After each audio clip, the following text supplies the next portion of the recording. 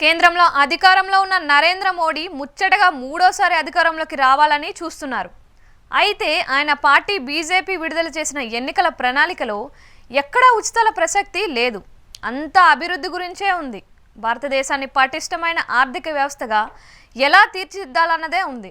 భారత్ 2047 నాటికి number 1 కంట్రీగా ఉండాలన్నది BJP ఎన్నికల ప్రణాళికలో ఉంది. ఉచితాల మీద నరేంద్ర మోడీ స్ట్రాంగ్గా వ్యతిరేకిస్తున్నారు. ఉచితాల మీద ఆయన గతంలో చాలా రాష్ట్రాలను హెచ్చరించారు. అవి ఆర్థికంగా ఖజానాని కుంగదీస్తాయని కూడా చెప్పుకొచ్చారు. ఇప్పుడు అదే బీజేపీ ఏపీలో టీడీపీతో జతకడుతోంది. ఈ కూటమి ఉమ్మడిగా ఎన్నికల మేనిఫెస్టో ఇప్పటిదాకా ఇవ్వనే లేదు.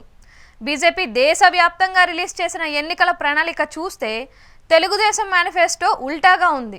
మరి ఉచితాలు అంటూ వరాల జల్లు కురిపిస్తూ తెలుగుదేశం ఒక మినీ మేనిఫెస్టోని జనంలోకి పెడుతోంది. దానికి సూపర్ 6 అని పేరు కూడా పెట్టింది. అంతేకాదు, ఇంకా అసలైన మేనిఫెస్టో టీడీపీ బయటకు తీయబోతోంది. దాంట్లో మొత్తం ఉచితాలే ఉంటాయని టాకు. దీని మీద అప్పుడే హింట్ ఇస్తున్నారు. ఇదిలా ఉంటే సూపర్ 6 హామీలు నెరవేర్చాలి అంటే ఏకంగా 1,40,000 కోట్లు ఏటా ఖర్చు అవుతాయని వైసీపీ అధినేత జగన్ ఇప్పటికే విడమర్చి చెప్పారు.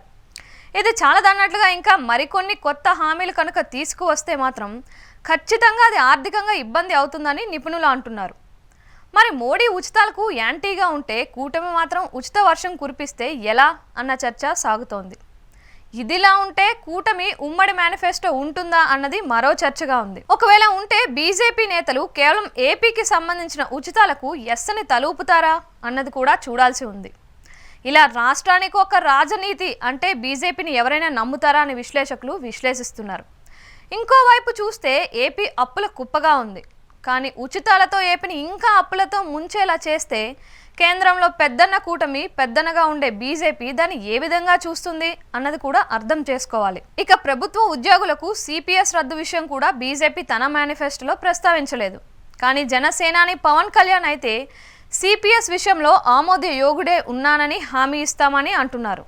అలాగే అంగన్వాడీల సమస్యల విషయంలో కేంద్రం ఏమీ చెప్పలేదు. మరి టీడీపీ జనసేన స్టాండ్ ఏంటి అన్నది చూడాలి. ఏ విధంగా చూసినా కూటమి అంటే ఒకే మాటగా ఉండాలి. ఎవరి దారి వారిదే అంటే జనాలు ఎలా నమ్ముతారు అన్నది కూడా చూడాల్సి ఉంది. కూటమిలో బీజేపీ అభివృద్ధి అనడమే కాదు, ఇచ్చిన హామీలకు కట్టుబడి ఉండాలని చెబుతోంది. తాజాగా ఇచ్చిన ఒక్క ఇంటర్వ్యూలో ప్రధాని మోడీ ప్రాణం పోయినా హామీలను తప్పకూడదు అని అన్నారు.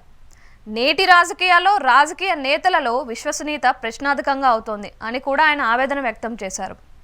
రాజకీయ పార్టీల అధినేతలు తాము ఇచ్చిన హామీల విషయంలో మాట నిలబెట్టుకోవాలి, ఆ నీతిని అలవాటు చేసుకోవాలి అని ఆయన సూచించారు. మేము మాట ఇస్తే పాటిస్తామని ఆయన చెప్పారు. అందుకే ఆర్టికల్ 370 రద్దు చేస్తామని చెప్పి అదే చేసి చూపించామని అన్నారు.